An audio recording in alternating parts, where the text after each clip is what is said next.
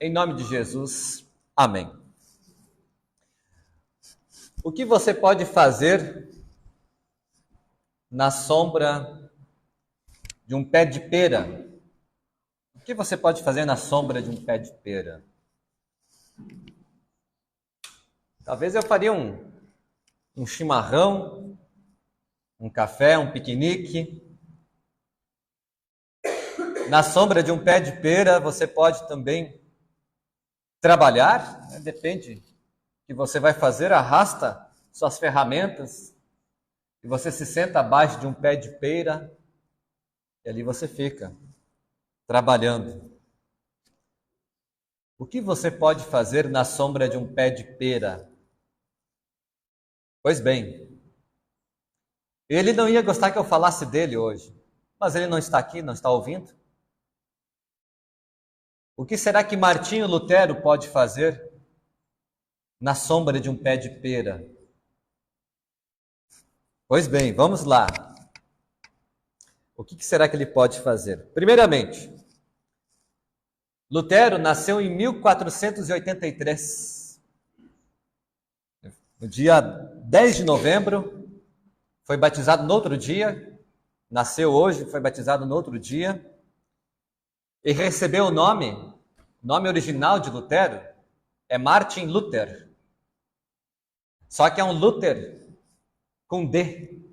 Luther seria, né, no alemão, eu não sei falar alemão, mas no alemão a gente não sabe muito bem quando a pessoa está falando D de dedo ou T de tatu, né? Martin Luther, né? O D não se fala, o D tem o som de T. Até no meu nome, meu sobrenome é assim, né? O D tem o som de T. Martin Luther. Então tá. Mas o que significa Luther com D? Falei esses dias. Luther com D, no alemão, na língua alta, se não me engano, significa, tem que falar baixinho até, vagabundo. Significa sem serventia, inútil. A melhor palavra seria vagabundo. Falar baixinho, tá? Mas o sem serventia, que foi batizado naquele dia, se mostrou bem útil na história do mundo. O pai, então, de Martinho Lutero, Martin Luther, era minerador, ele era agricultor, depois se tornou minerador de carvão. Aí melhorou, então, a situação da família. O nome dele era Hans Luther. E aos 5 anos de idade, ele colocou Lutero numa escola para aprender. E o Hans já tinha pensado, o meu filho vai ser um advogado, vai ser rico, vai ter dinheiro. Tinha escolhido, quando Lutero tinha 5 anos de idade, até uma noiva para ele. Imagina pensar numa noiva numa criança de 5 anos de idade. Mas o Hans já tinha planejado tudo isso. Lutero foi para a escola, era um menino inteligente. Depois ele foi para uma outra escola, na adolescência. E lá, ele era brilhante. Mas não só Lutero. Lutero tinha colegas que eram brilhantes, na mesma turma, aos 11, 12 anos de idade. Brilhantes.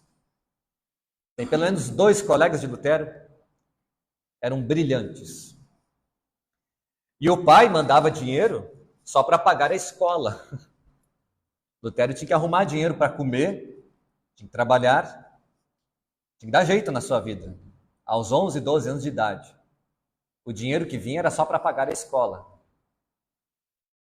O trabalho de Lutero era um trabalho meio curioso. Lutero era baixinho e forte, mas o Lutero tinha uma boa voz. Não era bom músico não, mas ele tinha uma boa voz. Então o serviço dele para ganhar dinheiro era cantar nas casas, ele e seus amigos. Então ele ia cantar e esperava a pessoa dar comida ou dar um dinheiro. Lutero conta que uma vez um homem, né, apareceu, cantaram na casa, aí o homem saiu de casa, Lutero viu que ele tinha uma coisa na mão, pensou que era uma cinta ou um porrete, saiu correndo com seus amigos, na verdade era uma linguiça, né? Aí o homem gritou: volta, é uma linguiça, eu quero dar para vocês. Eu gostei que vocês cantaram bonito, os meninos ali. E assim Lutero vivia na escola, em Mansfeld. E Lutero reclamava da escola, né? Os meninos de hoje reclamam demais, às vezes, da escola. Lutero falava que os professores ganhavam pouco, tinham pouco preparo e eram brabos demais. Lutero chegou a apanhar 15 vezes na mesma manhã, de sangrar, sair de sangue. E em casa também. As crianças naquele tempo apanhavam demais. Apanhavam tanto que depois, quando Lutero se tornou pai, ele era mole demais. Olha como a gente escorrega para o outro lado. A Catarina que era braba, Lutero não era brabo não. A Catarina sim, que batia mais nos meninos. Então Lutero reclamava disso. Reclamava naquele tempo. Lutero, então, era um adolescente alegre, tinha uma boa voz, e ao mesmo tempo ele era muito triste, deprimido, ao mesmo tempo. Hoje nós iríamos, não é eu que estou falando isso, tem especialistas que dizem isso. Lutero seria o que hoje nós chamamos de bipolar. É alguém que hoje acorda feliz, amanhã acorda triste. E de onde vem essa tristeza que Lutero tinha? Lutero tinha um profundo medo da morte eterna, tinha um profundo medo da condenação ao inferno. Lutero tinha um profundo medo de Cristo como um juiz pronto para julgar. E Lutero ficou muito assustado quando era adolescente. Certa vez ele perdeu 2 amigos muito próximos. Um amigo dele morreu quando caiu um raio. Caiu um raio e matou o seu amigo. Um outro amigo dele morreu, mas nós não sabemos como. Lutero também, certa vez, quase morreu. Estava cavalgando, adolescente, um menino de 14 anos na época, mais ou menos. Ele tinha seria um facão, mais ou menos, né? Uma adaga, um facão na cintura. Eu acho que com o solavanco do cavalo, aquilo entrou na coxa dele, ele quase morreu de tanto sangrar. Quase morreu. Então Lutero tinha muito medo da morte.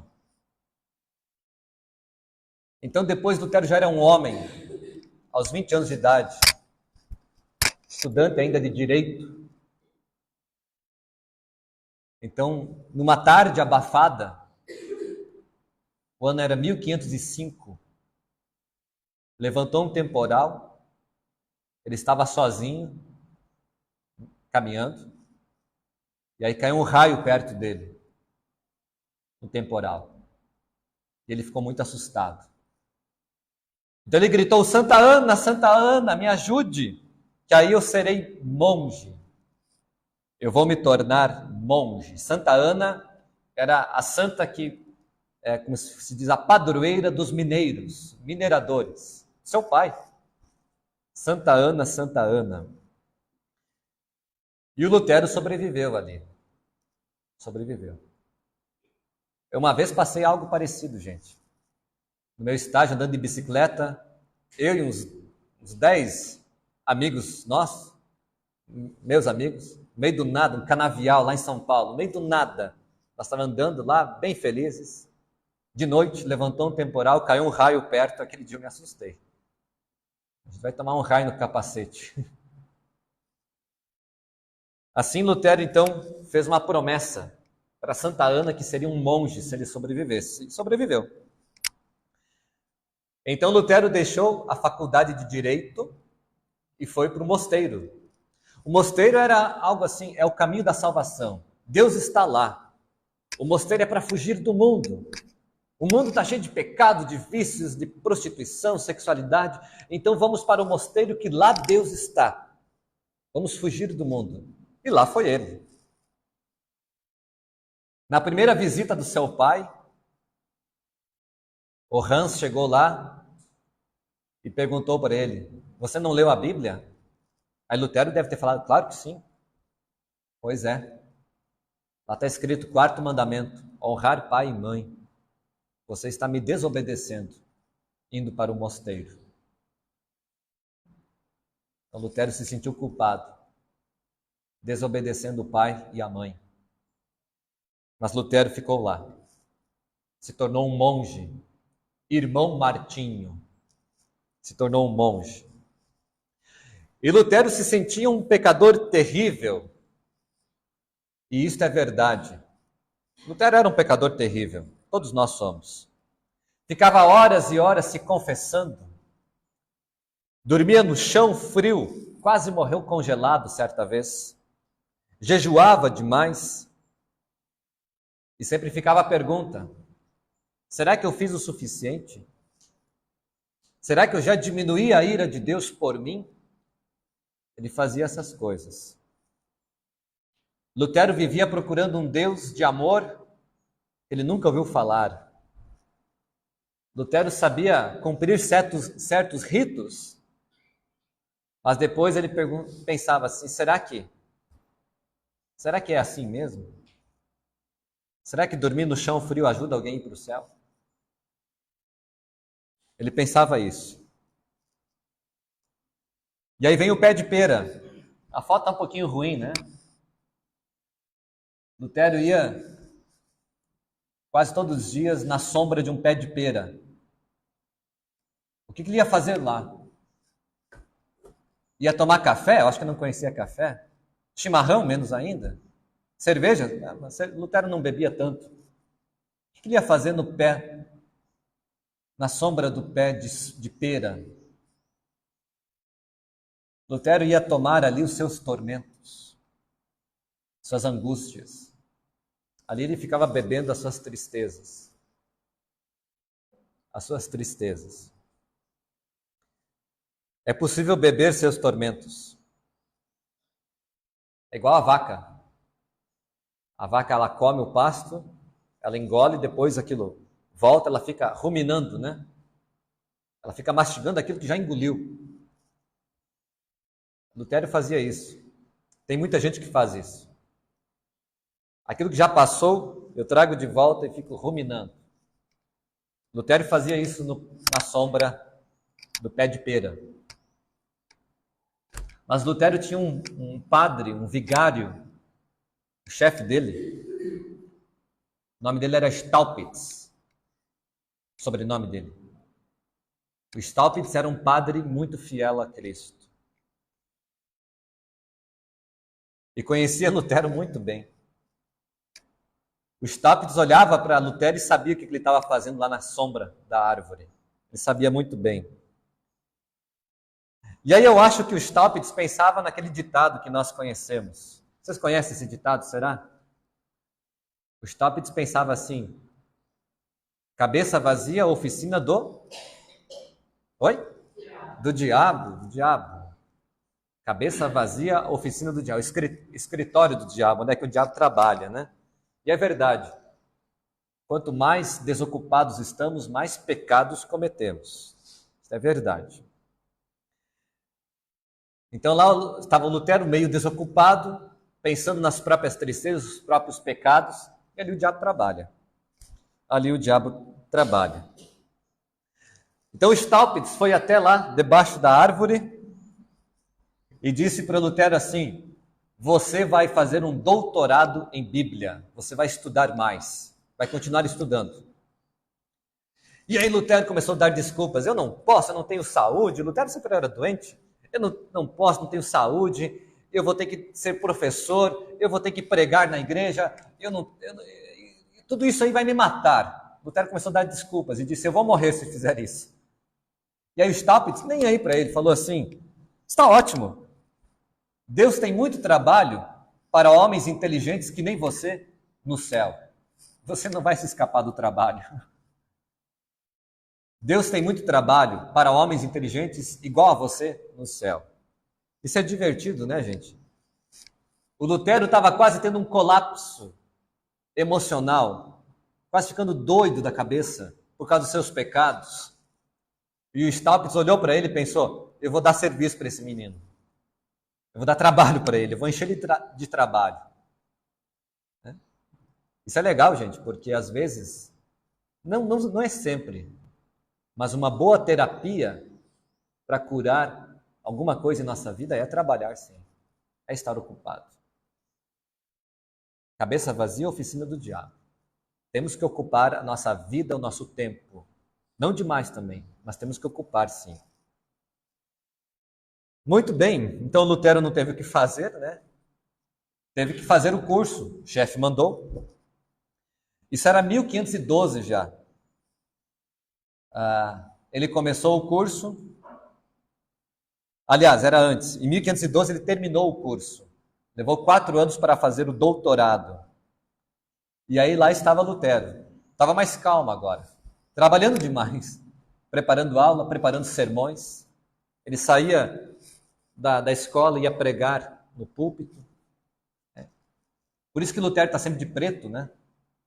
A roupa de professor naquele tempo é a toga preta. Quando a gente vai numa formatura, o professor está lá com aquelas roupas, aquele chapéuzinho até, é a toga preta. Então ele saía da universidade, ia para o púlpito, ele ia pregar. Estava bem ocupado ele. E preparando aulas, ele começou a perceber justiça de Deus. Jesus é justiça nossa. O justo viverá por fé, Abacuque capítulo 2. Jesus é chamado de homem de dores, Isaías 53. Tudo isso ele foi pensando. Justiça de Deus. O que é justiça de Deus? Na verdade, justiça de Deus é Cristo que vem a nós. Ele nos dá justiça. É Jesus que nos dá a própria fé. A fé não é algo que nasce em nós, é Deus que nos dá. E aí o justo viverá por fé. Justo porque ele é perdoado por Jesus, ele vai viver por fé. A fé é algo que Deus dá, é um presente de Deus. E tudo isso foi se desenhando na cabeça de Lutero. Tudo isso foi se desenhando em seu coração. Ele foi conhecendo o verdadeiro Jesus, que está nas Escrituras. Nós cantamos o hino, lindo demais, né? Mestres despertastes, que ouviram a tua voz. Mestres foram despertados por Deus que ouviram a voz de Deus. Aonde? Nas Escrituras, na Bíblia. Na Bíblia, que ouviram a tua voz.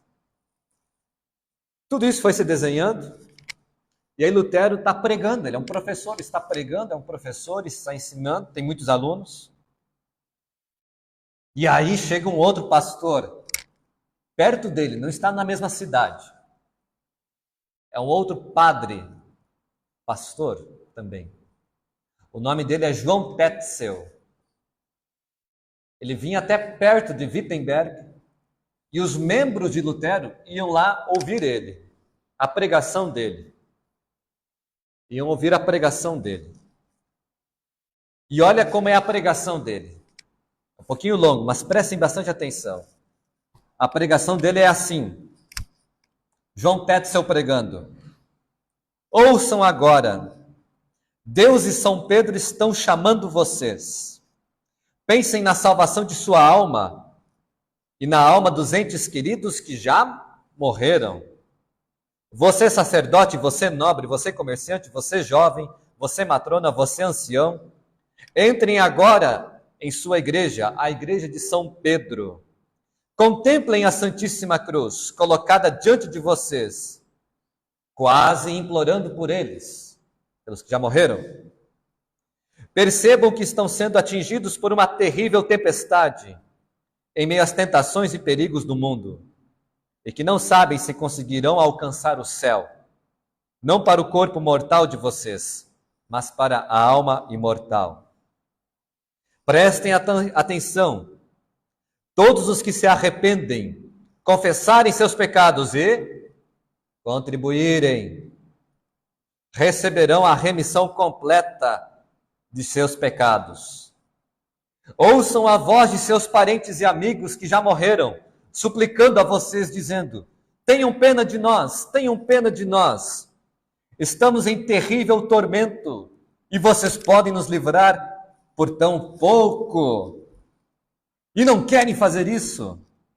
Abram seus ouvidos Escutem o pai dizendo ao filho, a mãe dizendo à filha: não fomos nós que os trouxemos à luz? Alimentamos, criamos e deixamos para vocês nossas fortunas. Deixamos dinheiro para vocês. E agora vocês são tão cruéis e duros que não se dispõem a dar tão pouco para nos libertar? Vão nos deixar aqui em chamas? Vão reter a nossa glória prometida? Lembrem-se, vocês têm o poder de libertá-los, pois assim que a moeda no cofre tilintar, assim que a moeda cair no cofre e dar aquele barulhinho, a alma do purgatório vai saltar. Será que vocês vão deixar de receber por apenas 1/4 de florim essas cartas de indulgência que podem levar uma alma divina e imortal à pátria do paraíso? Esta é a pregação de João Tetzel. Assim que a moeda no cofre tilintar, fazer o barulhinho lá, o tirim, né? A alma que está no purgatório, o que é o purgatório? É o lugar em que a pessoa está sendo purificada, sofrendo depois da morte. Sofrendo. Assim que a moeda cair aqui, a alma sobe para o céu, para o paraíso. Esta é a pregação que muitos membros de Lutero estão ouvindo. Estão ouvindo. É 1º de novembro, ontem, né? Dia de Todos os Santos. Todo mundo vai na missa. Um dia antes, então, Lutero escreve 95 teses, em latim, nem era em alemão, em latim. E pregou na porta daquela igreja que nós vimos antes do vídeo. 95 teses na igreja do Castelo. Não é uma revolta contra a igreja. Não é um protesto ainda. As teses precisamos conversar sobre o Papa e sobre as indulgências. O que são as indulgências? Eram as cartas compradas que davam perdão de pecados. Temos que conversar sobre isso. Isso aconteceu no dia 31 de outubro. Supostamente que Lutero fixou, pegou um prego e pregou na igreja do Castelo. Todo mundo ia ver aquilo. 95 teses. E foi no tempo ideal também, né? Já existia a máquina de tirar xerox daquele tempo. Mas ninguém lia, ninguém dava bola para nada. Então, alguém foi lá, pegou, tirou uma cópia e imprimiu. Aquilo foi vendido que nem água. Foi para tudo que é canto da Alemanha. E aí começou a reforma. Logo depois disto, Lutero escreveu uma carta para um amigo. Eu acho que é ali que está o verdadeiro começo da reforma, talvez. Aí Lutero assinou e escreveu embaixo, Martinho, Rho Eleuterius. Martinho o Eleutério. Martin Luther. Ele tirou o D. Luther, ele começou a escrever com TH. Tirou o D. Luther vem de Eleutério, significa o liberto. O vagabundo agora é um liberto. Líder virou Luther, o liberto. Ali que está a preciosidade, gente. Se libertou das mentiras. Se libertou da falsidade. Temos um homem que conhece o Cristo verdadeiro. Eu poderia falar aqui por mais horas e horas, gente. Eu adoro essa história. Me fascina a história da reforma. Mas eu preciso terminar o sermão, né? O que tudo isso quer dizer, gente? Eu quero dizer que a reforma luterana, ela nasceu no coração de um homem, de um monge, querendo um Deus de amor. de um homem procurando salvação. Por isso, a reforma não é uma revolta, mesmo que somos chamados de protestantes. A reforma não é uma nova igreja, apesar de que os católicos naquele tempo nos chamavam de os evangélicos.